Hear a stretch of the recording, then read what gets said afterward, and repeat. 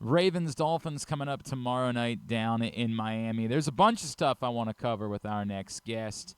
As you know, we've also been celebrating the 30th season of Ravens football this year by catching up with members of the 96 Ravens. And he wasn't here for a lot of it, but he was part of that team for a bit. He is now a midday show host on WQAM down in Miami. He's former NFL running back Leroy Hoard, and he's back with us now here on GCR. Leroy, it's Glenn in Baltimore. It's great to catch up with you, man. Thank you for taking the time for us. No problem, anytime. Hey, man, we were all thinking that, like, this would be a nice, easy one for the Ravens. The Dolphins looked like they were an utter disaster. It looked like Mike Yeah. McDaniel wanted to be fired in a few of these press conferences. What happened in Atlanta over the weekend, and have the Dolphins figured some things out that they're going to become a threat again? Here's the thing. Less is more. What ended up happening is they lost a couple of tight ends, and they couldn't play spread or wide open. They actually played with another offensive lineman that's tight end. Right. And it changed the dynamics of the whole team by accident. So they were able to run the ball. They moved to a little bit. They did a lot of things with him, and he throws the ball really well on the run. And a lot of people thought he was a statue. Oh, he's fragile. He's this. But the two games that they've won, they rolled him out a little bit, and it seemed to work really well. And I'm just wondering, like there's one thing to be stubborn in how you want things to look. There's another thing to do things that work. And I'm just curious to see when they play this Thursday with no time to actually change anything, if they kind of stick with that game plan, because they had a lot of success with it. You bring up Daniel Brunskill, right? Like, this is wild to me. What is the story of how this all came about? And can we assume that hey, if it worked, why wouldn't you keep doing it? Yeah, there's some of that, but sometimes, and we've seen it with coaches, especially the young coaches, right? They overcoach a situation. And a lot of times with old coaches, they stick to the fundamentals, right? So when you have an old coach, you'll say, why does he keep doing the same thing? Or why does he keep doing this? Or why is he sticking with this? Because there's a certain tone you're trying to set during the course of a game. Whereas a new coach will think, this worked, but it's not going to work 2 weeks in a row. Mm-hmm. And it might be something that you're really good at, and you never try it until it fails. You change before it ever fails. So there's a lot of that. I think that because, Darren Waller's on IR and Julian Hill, I don't know if he's playing this week, that you don't have the bodies to use tight ends and do the things you like to do with the tight end. So you might have to do a lot of the same things you did this past weekend. No, it makes all the sense in the world. And look, we've seen the Ravens, especially early on in the Lamar Jackson era, when Greg Roman was the offensive coordinator. We saw them use a lot of these types of sets, right? They were trying to run the ball down their throat, and it was effective that way. So I don't know. There's a part of me, Leroy, that says, hell, why wouldn't you just go force somebody to stop it? You know what the hardest thing to do for fans and for a lot of coaches sometimes? Win the game that's being played. Yeah. Don't look, style points are great and you want to look good, but in the end, win the game that's being played. Win the game where you figure you have the best chance of winning, and let the final score dictate how well or poorly you did. And if that score is 10-7, so be it. A lot of coaches get too caught up in style points, and at the end of the year, they're not going to look at, how big your win was. This isn't college. All they're going to do is add up your wins and losses, and if you qualify for the postseason, you qualify. If you don't, see you next year. He is Leroy Hoard, WQAM down in Miami, former Raven. He is with us previewing Thursday Night Football coming up tomorrow night. Leroy, you mentioned Darren Waller out. Obviously, the Tyreek Hill went down earlier on in the season. The Ravens early in the year had been susceptible just about everywhere defensively, but particularly against the run. It seemed like that had been sort of the one constant for Miami even during the struggles this year, is that Devon Achane has been as good as we would have expected him to be, correct? He is a dynamic guy. There's only a couple of guys that you even have in the league like that. You're talking about Bijan Robinson. You're talking about CMC out in Minnesota, Gibbs, where they can put these guys out in the slot and have them run routes out there, right? They use them in so many different ways. So he is that dynamic, but you have to be creative in how you do it. I think one time they just lined him up in the slot and had him run a 15-yard square in, and I'm like, that's not his thing. You can't just, and so they got in a little trouble doing that. So yes, he's dynamic. I think you have some other running backs who are bruisers. You've started to use a lot of your weapons in Washington and even Jalen Waddle, so that, you want to start with running the football, and it does create. They're really good, with how they use the ball and show the ball and the play action and the reverses and stuff like that. And now it's just a matter of incorporating it all. They've had a problem incorporating it all. It doesn't look like it ever fits together, even though they've had some success with certain plays. I'm wondering about the other side of the ball, Leroy, and I'm particularly wondering if there's any chance that maybe if the Ravens were to go down there and win, that maybe they could bring back one or two of your defensive players with them, as there's been a lot of talks going into the trade deadline about Jalen Phillips and Matt Judon, even the former Raven. And speaking of former Ravens, Zach Sealer, what do you make of what the Dolphins might do between now and next week? Does Thursday night's game matter in what decision they might make? And if you were the Ravens, maybe who might you be looking at if the Dolphins are willing to make those types of trades? I'll ask you, you want the affordable?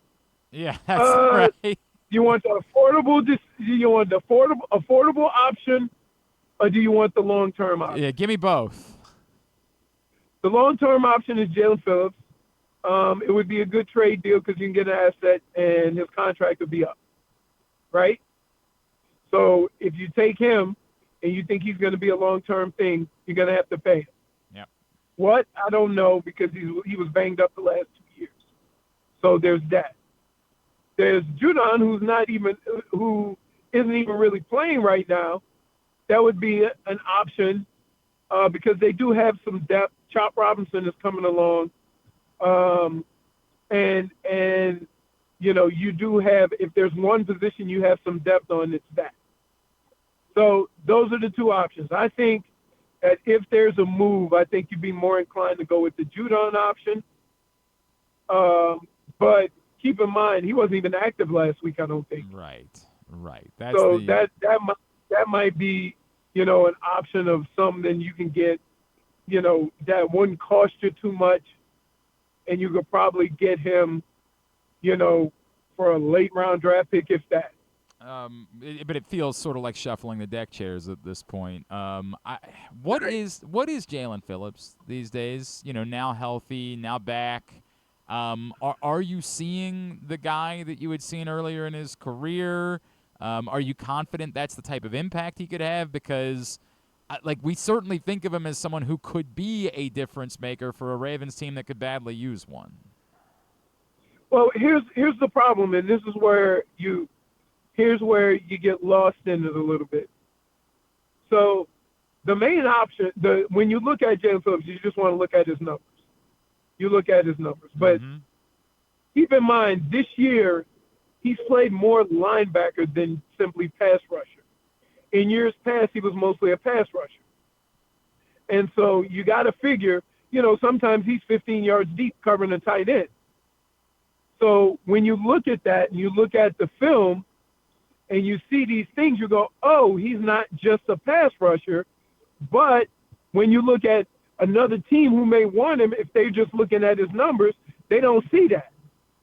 So that's the kind of thing that he's doing differently this year than he did last year. And I think part of that is why they're not getting as much pressure on the quarterback, because you're used to seeing those 4-down linemen and having those guys just rush the quarterback. And last year you had Calais Campbell and Zach Sealer getting pressure on the quarterback, so that kind of forced everything to those two outside guys. You're not getting as much pressure inside now because Grant is a rookie and he's having some issues. He's trying to pick everything up, and then Zach Sealer's getting doubled. And so now it doesn't look like the outside guys are getting numbers, but you got to give the young guy a chance to come along. And so he's been thrust into a position where he has to play as a rookie, and he's playing a lot. And I think that is kind of affecting what everybody else has to do. So I think Jalen Phillips, if you need a pass rusher and you only use him as a pass rusher, yeah, he could get his numbers. But on this team right now, he's doing a lot of different things, not just rushing the passer.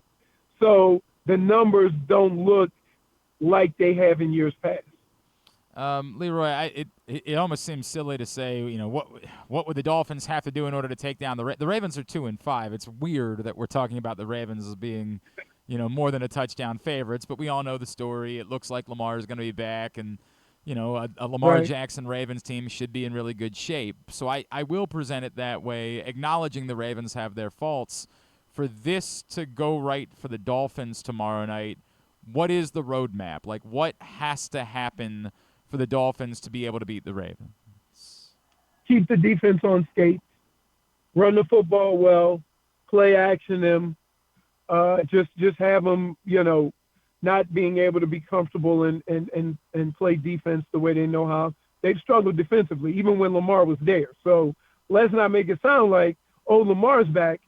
They've had problems on defense. And so while we're sitting here talking about, Lamar's back, this is going to be, they're back. They've struggled on the other side of the ball, and they haven't run the ball that well.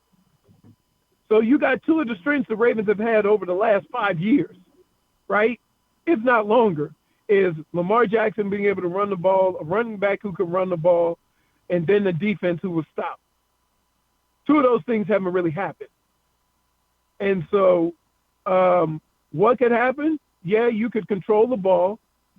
You can take advantage of the opportunities you get on the defensive end, not turn the ball over. And then guess what? Now you're in a dogfight, because now you have a team who hasn't had a lot of success this year in Baltimore, playing in one of those games where everything matters.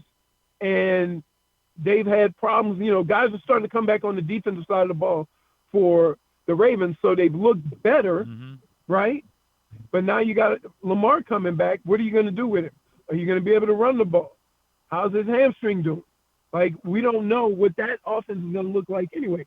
Are you going to feed Derrick Henry? Now, before last week, I would have said Derrick Henry might run for 200, because that's what every other running back has done. But last week was one of the best defensive games I've seen out of the Dolphins in a couple of years, as far as stopping the run, rallying to the ball, doing all the things that you would think this defense has the ability to do. So I'll be interested to see, one, how they stop the run, both teams, right? How they rally to the ball. They are at home. And then the other thing I would see is how Lamar looks. How Lamar looks coming back. Is he still going to be that viable run guy, or is he going to take it easy and mostly be a thrower? So if you have the full dynamic Lamar, that's always going to be an issue. All that very fair, and we know he likes to show off down in South Florida. We know that's true, too. From down here, absolutely. Leroy, I mentioned all season long we've been catching up with members of the inaugural 1996 Ravens, and I know you weren't here very long, but I do think you can help for those that are so young that all they ever know is like the good times. They just know the Ravens as this model franchise in football. Can you take me back to when you guys got here? You didn't have a logo. You didn't have uniforms. You want me to tell you the crazy? I'll tell you the craziest story Yeah. that I could tell, and I tell this a lot. And the Baltimore fans are awesome. All right, they were. They welcomed us in, and as players, we had been through it the year before when they announced we were going to leave in the middle of the season. So, it was, we were shell-shocked as much as anybody else. So, they were real nice to us when we came in, all the local establishments, everybody. But when we got to Baltimore, a lot of fans would walk up to us and say, congratulations. And we were like, for what? Now, a lot of people don't realize this. In 1996, our first year there, the Baltimore Stallions won the Grey Cup. That is true. And they were congratulating us for winning the Grey Cup. Hey, man, it was a heck of an accomplishment. The only American team to ever do it. Because they introduced us as the new Baltimore football team. Oh, man. We didn't have a name yet. That's funny. Everybody assumed we were the great. And people say, no, they didn't. I'm like, dude, it was the only U.S. team to win the Grey Cup. That's a fact. Go look it up. That is a fact. I told this story. Nobody believes me. 1995. They have to go look it up. Yes. I've heard a lot of people don't know. O.J. Brigance was part of that team in yes. 1995. It was the craziest thing. And so, we didn't have a facility yet. Yeah. It was tough, man, especially on the players. Like, my whole life was in Cleveland, and I tell people all the time, they say, hey, if your boss told you right now, he called you and said, hey, your next check going to be in Baltimore, guess where you going? Yeah, right. You got to go. That's the way that it works. Yeah. Whether you agree with it or not. Did you have any idea what that group was going to become? Obviously, all of the tumult of what happened at the end in Cleveland. But did you have any sense? And I know you weren't here very long, but watching Ogden, did you have any sense that man, maybe there could be something special here, and obviously what the Ravens ultimately became? Well, here's the craziest thing. We got Ray Lewis. Yep.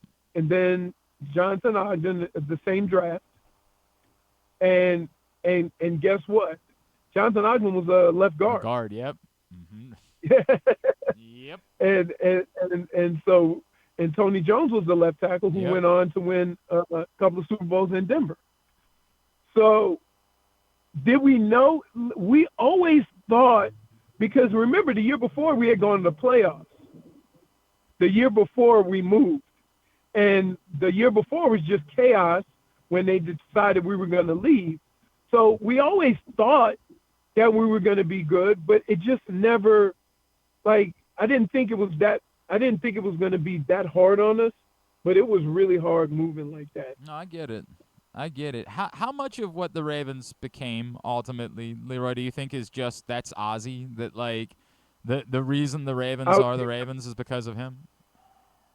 I would say the same. I was going to say the same thing. If I could say one person, it would be Ozzie. Yeah. Right, and just the way he did things, the way he handled himself, the way he made picks, the way he made decisions. It was always kind of in the background. He wasn't the guy out there talking all the time. He handled, if there's a guy who did more by saying less, right? It was Ozzie. And I played with Ozzie, which is weird. How about nothing like playing with a guy that gets rid of you, right? Thanks a lot, man. Thanks a lot. I thought we were boys. But it was, it was a lot of guys got shipped out that year. And it was crazy, but I've always had the utmost respect for that dude, man. He is a class act. He has always been a class act. He has always handled himself. And if you can have one or two people like that in your organization, and they had it in him and in Harbaugh, right? everything else will work out. Hmm. And that's just what happened. Leroy, I really appreciate it. We'll remind everybody they can follow you. You're on Twitter at Big Mouth Leroy, correct? Yep. Give him Yes, I am. Give him a follow there. Looking forward to the game tomorrow night. Always appreciate you taking the time for us back here, man. Would love to do it again soon. Thanks so much for All hopping right. on. Anytime. All right. Have a good one.